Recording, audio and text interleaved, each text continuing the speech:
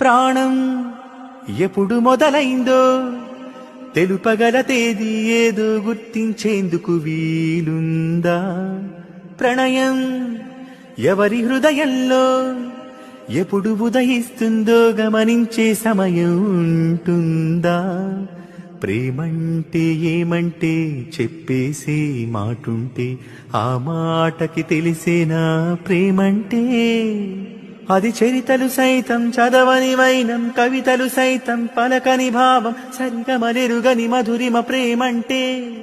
దరిదాటి ఉరకలు వేసే ఏ నదికైనా తెలిసిందా తనలో ఈ ఒరవడి పెంచిన తొలి చినుకేదంటే?